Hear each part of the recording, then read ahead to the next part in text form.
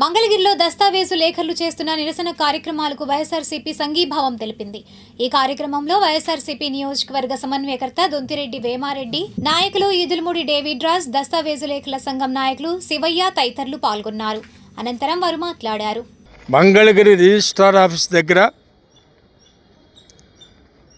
ఈ దస్తావేజులు రాసే వాళ్ళందరూ వాళ్ళకు అనుబంధంగా ఉండే డిజిటల్ ఆపరేటర్స్ కానీ, వాళ్ళకి సహాయకులుగా ఉండేవాళ్ళు కానీ రమారమి ఈ ఆఫీస్ కింద 100 పైన కుటుంబాలు ఒక్క మంగళగిరి రిజిస్ట్రార్ ఆఫీస్ దగ్గరే 100 పైన కుటుంబాలు దీని మీద ఆధారపడి బ్రతుకుతున్నాయి. ఇవాళ ఈ ప్రభుత్వం మోసపూర్తిగా తీసుకొచ్చిన ఈ జీవో 396 ఇది చాలా లోపభూయిష్టంగా ఉండి వీళ్ళందరి నోళ్ళలో మట్టి కొట్టే ప్రయత్నం ఒకటి జరుగుతుంది.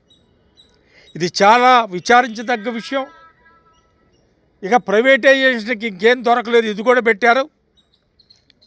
వీళ్ళ మాలాంటి వాళ్ళ ఆక్రోశం ఏంటంటే వీళ్ళందరూ పొట్టగొట్టి మన ప్రైవేట్ ప్రాపర్టీస్ ఇక్కడ జరిగే రిజిస్ట్రేషన్ లావాదేవీలన్నీ కూడా ప్రైవేటు వాళ్ళకి దారాదత్తం చేస్తే ఈ ప్రైవేటు వాళ్ళ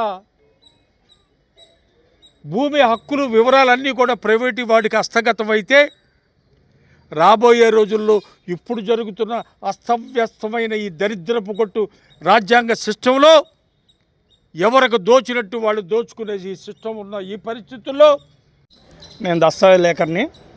నా పేరు మందరపుల్లా కృష్ణ. నేను ఒక 20 సంవత్సరాల నుంచి ఇక్కడ ఉన్నానండి. 20 సంవత్సరాల పైనుంచి డాక్యుమెంట్లు రాస్తున్నాను. మా నాన్నగారితో పాటు వచ్చేవాడిని. మా నాన్నగారితో పాటు వచ్చి ఇక్కడ సీకే జూనియర్ కాలేజీలో జాయిన్ అయ్యాను. అక్కడి నుంచి ఇక్కడికి వచ్చి పని నేర్చుకున్నాను. ఆ తర్వాత కాలేజీ మానేసి ఇక్కడే ఈ వృత్తిలోనే నేను నిమగ్నమయ్యాను. ఎప్పటి నుంచో మేము ఇదే వృత్తి మీద తరతరాలుగా బతుకుతున్నామండి. ఈ మంగళగిరిలో మొత్తం ఎవరైనా సరే ఒక 100 మంది కుటుంబాలు, డాక్యుమెంట్ రైటర్లు కావచ్చు, స్టాంపు వెండర్లు కావచ్చు, వాళ్ళ సహాయకులు కావచ్చు, లేదంటే కనుక కంప్యూటర్ ఆపరేటర్లు కావచ్చు, వీళ్ళందరూ ఈ రిజిస్టర్ ఆఫీస్ మీద ఒక 100 కుటుంబాలు బతుకుతున్నాయండి. కానీ ఈ గవర్నమెంట్ కొత్తగా ఆర్ఎస్కెలని 396 జీవోని తీసుకొచ్చి ఈ డాక్యుమెంట్ రైటర్లని తీసేద్దామని చూస్తున్నాయి. వీళ్ళని తీసుకొచ్చి ప్రైవేటీకరణ చేస్తానంటున్నారు. ప్రైవేటీకరణ చేస్తే ఆస్తులకి భద్రత ఉండదు. ప్రైవేటు వ్యక్తుల చేతికి వెళ్తే కనుక ప్రతి ఒక్క కక్షిదారుడు ఇబ్బంది పడతాడు. అందరూ డాక్యుమెంట్ రైటర్లే ఇబ్బంది పడుతున్నారు అనుకుంటున్నారు.